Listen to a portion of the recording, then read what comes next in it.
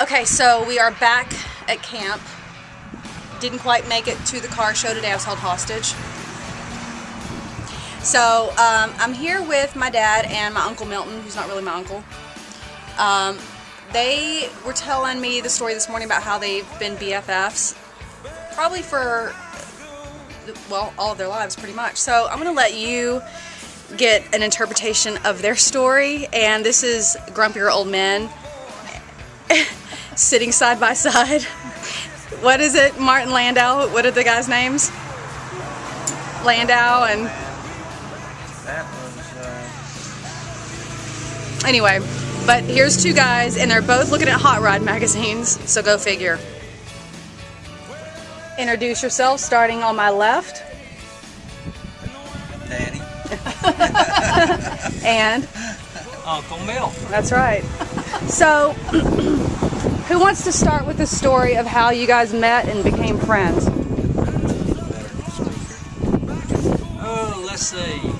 We moved from East Houston to Cloverleaf in 1959. My dad had bought some lots out there during the war.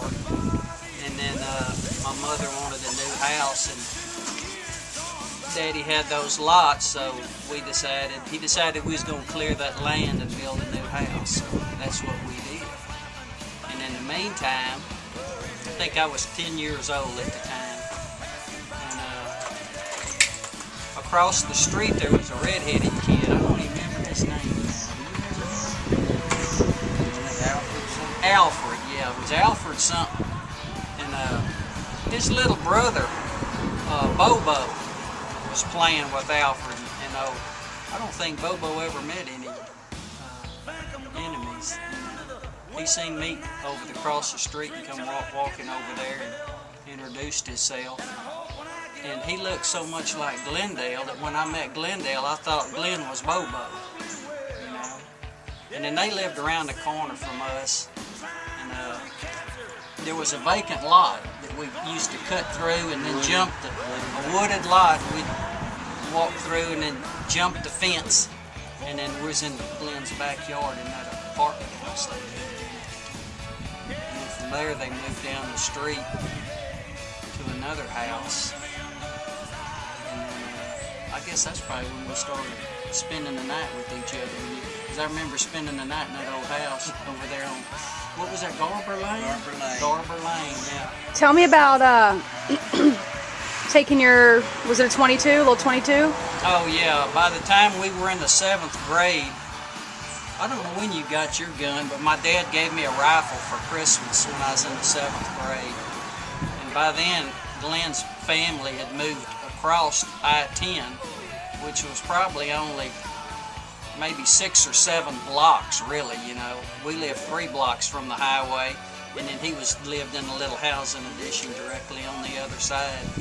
And I would take that gun in the afternoons when we got home from school, or on the weekends, we'd go hunt back behind their house.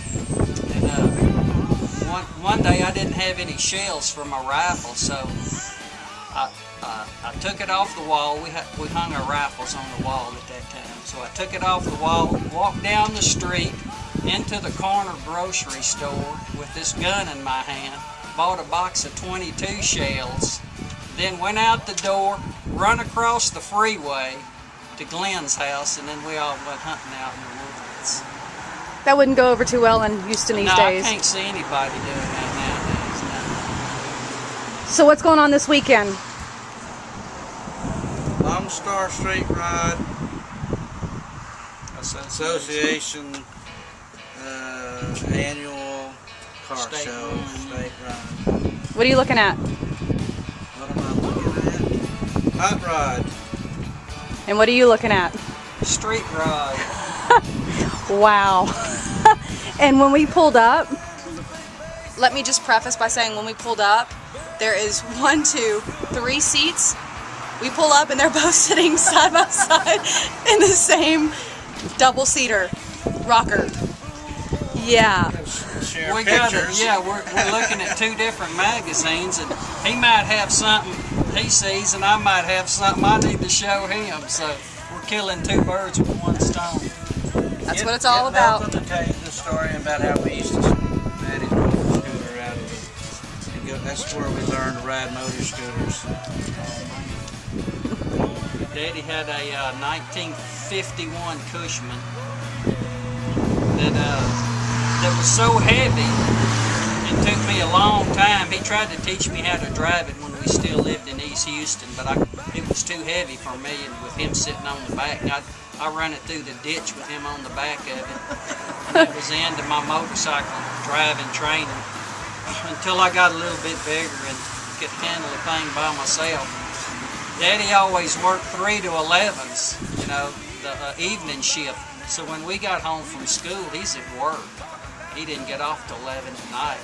Well, that left us free to sneak the Cushman out of the garage, crank it up, and go terrorize Cloverleaf. Cost 11 cents to fill it up, and we could ride for about a week.